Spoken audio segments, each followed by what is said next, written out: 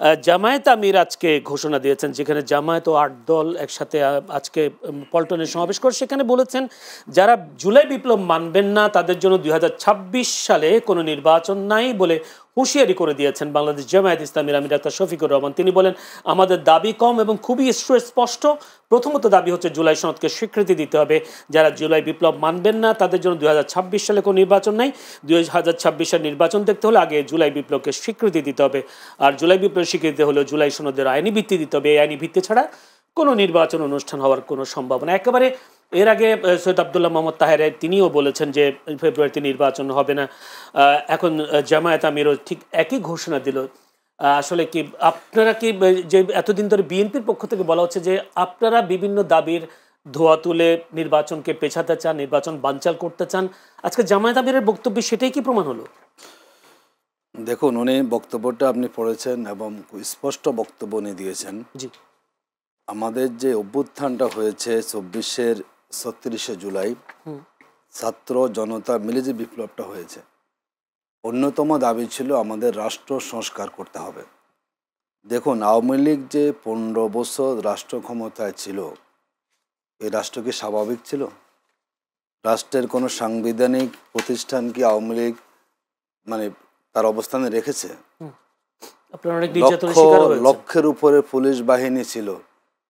BNP হোক কিংবা জামাতের হোক, কোনো জায়গায় কি লোক রিক্রুটমেন্ট হওয়ার সুযোগ সেখানে ছিল? পুরো রাষ্ট্রযন্ত্র আওয়ামী লীগের, এবং আওয়ামী লীগ নিজের মতো করে সংবিধান কাটাছেড়া করেছে। সাংবিধানিক প্রতিষ্ঠানগুলো তখন একনায়কতান্ত্রিক, শেখ হাসিনা যা বলতেন সেটাই আইন ছিল, সেভাবে চলেছে। তার মানে একটা 15 বছরের একটা রাষ্ট্রকে যেখানে শেষ করে, যেখানে ফ্যাসিজম কায়েম করা হয়েছিল, যদি সে রাষ্ট্রকে আপনি একটা কাঠামোরে দাঁড় করাতে না পারেন, আমরা দেখুন যেই পরিবর্তনটা আমরা পেয়েছি। হ্যাঁ, 90 সরেসাবিদ আন্দোলনের কথা আমরা শুনেছি। একসময় শেখ মুজিবের হত্যাকাণ্ডের ঘটনা ঘটেছে, শহীদ প্রেসিডেন্ট জিয়াউর রহমান হত্যাকাণ্ডের ঘটনা ঘটেছে। কিন্তু বাংলাদেশের পরিবর্তনের যে ইতিহাসটা, 24-এর সাথে যে ইতিহাস, যেখানে প্রায় 2000-এর মতো মানুষের জীবন দেওয়া হয়েছে, এবং যেই মানবতা বিরোধী অপরাধ করেছে তারা ক্ষমতা টিকে থাকার জন্য, এই দৃশ্যপট কিন্তু আমাদের সহজে ভুলে যাওয়া যাবে না।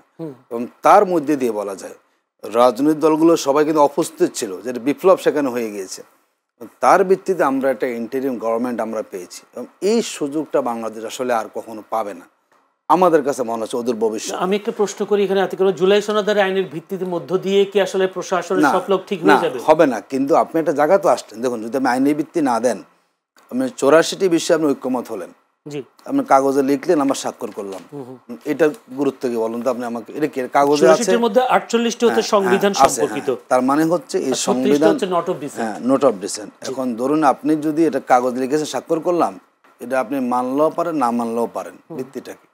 আমরা মনে করি যেগুলো রাষ্ট্রের জন্য দরকার, যে বিষয়গুলোতে দলগুলো চিন্তা করে ঐক্যমত হয়েছে, সেগুলোকে আইনি ভিত্তি দেওয়া হয়, তাহলে প্রত্যেকটা দল যে ক্ষমতা আসুক তিনি বাধ্য থাকবেন এর বাইরে না যাওয়ার জন্য। কিন্তু আপনি কোনো আইনি ভিত্তি দিবেন না, আপনি এটাকে একটা সামাজিক চুক্তি আগে রেখে দিবেন, আর এটা দিয়ে রাষ্ট্র চেঞ্জ হয়ে যাবে। দেখুন, আমি আরেকটুখানি আসি, এখানে আমাদের অসীম ভাই আছেন, সেখানে মানুষ কিন্তু, আমি আর একটা শোতে বলছি, মানুষ আস্থা পাচ্ছে না। দেখুন, আমরা তো আর ক্ষমতা এর আগে যাইনি, আমরা একটা পার্ট ছিলাম 2001 সাল থেকে 2006 সালে।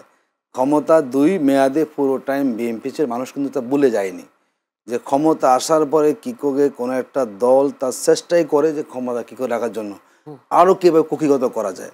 দেখুন, 91-এ বিএনপি যখন ক্ষমতা আসলো, তো ব্যাপক জনপ্রিয়তা নিয়ে এসেছে, এবং জামাত ইসলামী বলা যায় নিঃশর্তভাবেই সমর্থন দিয়েই কিন্তু তারা সরকার গঠন করেছিল। দেখুন, তারপরে কেয়ারটেকার নিয়ে কী হলো? হ্যাঁ, মেনেছে 96-এ 15 ইলেকশন করেছে, তারা মেনেছে, কিন্তু তার জন্য কিন্তু কত রক্তপাত হয়েছে না, প্রায় 172 দিন হরতাল কিন্তু সেখানে করতে হয়েছে। আমি যেটার জন্য আপনাকে বলছি, আমাদের নির্বাচন হতে দেবেন না, নির্বাচন ভিত্তিটা কথা নির্বাচনের, যদি আপনি জুলাই বিপ্লবে কোনো আইনের ভিত্তি না দেন, যেটা স্পষ্ট আজকে ইসলামী আন্দোলন বাংলাদেশের আমিরও বলেছেন, যে আপনি যদি জুলাই সনদটাকে আপনি আইনের ভিত্তি না দেন, তো ইলেকশনটা কীভাবে হবে? আপনি সংবিধানকে মানছেন, তো সংবিধান তো বলে ইলেকশন 29 সালে গিয়ে হবে। আপনি একদিকে সংবিধানও মানবেন, আবার আমি জুলাই সনদও আপনি স্বীকার করতে চাচ্ছেন না, তার মানে কি কোথায় আছে? জুলাই সনদ যদি হয়ে যায়, একটা স্বীকৃতি বা আইনি স্বীকৃতি পেলেন, একটা গভর্নমেন্ট, একটা সরকারের পতন হয়েছে, একটা ইন্টারিম গভর্নমেন্ট এসেছে, তারপরে ইলেকশনের ডেট ঘোষণা হয়েছে, তা যদি আপনি নাই করেন, কোন যুক্তি বলে ইলেকশন ফেব্রুয়ারি মাসে হবে? নিঃসন্দেহে যদি এই তার মানে প্রক্রিয়া হচ্ছে হয়, আপনারা আপনাদের জায়গায় অনড় দাবিতে, না যদি আপনি আইনি ভিত্তি না দেন রাষ্ট্রের সামনে আরো বড় সংকটে পড়ে যাবে। এই নির্বাচনটা বাতিল হয়ে যাবে এক সময়। আপনি কি করবেন সেখানে?